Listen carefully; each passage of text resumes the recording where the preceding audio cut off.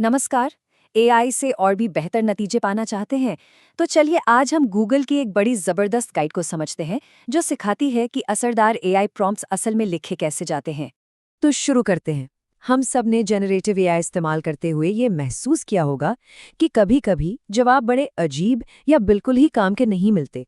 चलिए जानते हैं कि ऐसा होता क्यों है। कभी ऐसा लगा है कि एआई से वो कमाल के रिजल्ट्स नहीं मिल रहे हैं जिनके बारे में इतनी बातें सुनी हैं? अगर हाँ, तो ये बहुत लोगों के साथ होता है। ये एक बहुत ही आम बात है। तो असली दिक्कत की जड़ ना अक्सर प्रॉम्प्ट की लंबाई में होती है। गूगल की गाइड बताती है कि हम औसतन 9 से भी कम शब्दों का इस्तेमाल करते हैं, जबकि जो प्रॉम्प्ट्स वाकई में काम करते हैं उनमें करीब 21 शब्द होते हैं। ये तो बहुत बड़ा अंतर है। तो फिर इसका हल क्या है? अच्छी खबर ये है कि बेहतर प्रॉम्प्ट्स लिखने के लिए एक बहुत ही आसान और यादगार फॉर्मूला है। चलिए उसे जानते हैं। और इसका राज कोई रॉकेट साइंस या इंजीनियरिंग नहीं है। ये बस एआई के साथ बेहतर तरीके से बात करने का एक तरीका है, एक ऐसा हुनर जिसे कोई भी सीख सकता है। ये है वो 4 हिस्सों वाला फॉर्मूला: पर्सोना, टास्क, कॉन्टेक्स्ट और फॉर्मेट। आइए एक एक करके सबको समझते हैं। सबसे पहला है पर्सोना। इसका सीधा सा मतलब है एआई को एक भूमिका देना। जैसे कि मानो कि तुम एक प्रोग्राम मैनेजर हो। इससे होता यह है कि एआई का नजरिया, उसका लहजा और जवाब देने का तरीका बिल्कुल बदल जाता है। दूसरा और सबसे जरूरी हिस्सा है टास्क। ये एक बिल्कुल साफ कमांड है जो एआई को बताता है कि उसे करना क्या है। जैसे एक एग्जीक्यूटिव समरी तैयार करो। ये किसी भी अच्छे प्रॉम्प्ट का सबसे अहम हिस्सा है। तीसरा है कॉन्टेक्स्ट। यहाँ एआई को काम पूरा करने के लिए जरूरी बैकग्राउंड, डिटेल्स या डॉक्यूमेंट्स दिए जाते हैं। जितना अच्छा कॉन्टेक्स्ट होगा, जवाब भी उतना ही सटीक मिलेगा। और चौथा है फॉर्मेट। इसमें यह बताया जाता है कि आउटपुट किस शक्ल में चाहिए। जैसे इसे बुलेट पॉइंट्स में ही रखना या इसे एक टेबल में बना दो। इससे जवाब बहुत काम का बन जाता है। चलिए अब देखते हैं कि फॉर्मूला असल जिंदगी में काम कैसे करता है। हम एक टीम ऑफसाइट की प्लानिंग का उदाहरण लेते हैं। ये देखिए एक शुरुआती प्रॉम्प्ट। इसमें चारों चीजें कितनी अच्छी तरह से डाली गई हैं।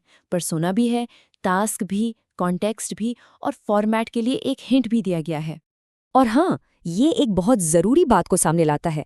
प्रॉम्प्टिंग एक बार का कमांड नहीं है, ये तो एक बातचीत है।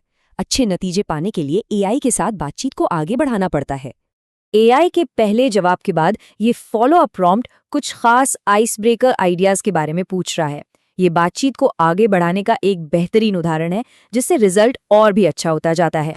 और आखिर में एक आखिरी प्रॉम्प्ट के साथ पूरे एजेंडा को टेबल फॉर्मेट में बदलने के लिए कहा गया है।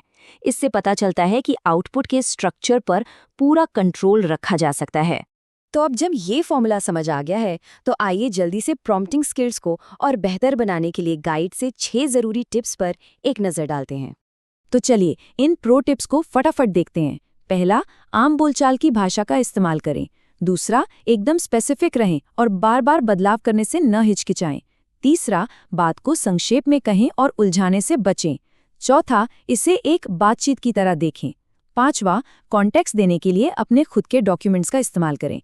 और छठा, ये तो बहुत बढ़िया टिप है, एआई से ही पूछ लें कि प्रॉम्प्ट को और बेहतर कैसे बनाया जा सकता है। अब हम इस विश्लेषण के अंत की ओर बढ़ रहे हैं और यहाँ एक बहुत ही जरूरी बात है, इंसान की भूमिका। गाइड का सबसे जरूरी संदेश यही है, जेनरेटिव एआई इंसानों की मदद के लिए है, लेकिन अंतिम आउटपुट की जिम्मेदारी हमारी ही है। ये एक असिस्टेंट है, हमारा रिप्लेसमेंट नहीं। तो हमेशा रिव्यू करें और अपनी समझ का इस्तेमाल करें। तो अब जब ये फ्रेमवर्क हमारे पास है, तो सोचने वाली बात ये है कि सबसे पहले किस समस्या को हल करने के लिए इसका इस्तेमाल किया जाएगा। संभावनाएं तो अनंत है।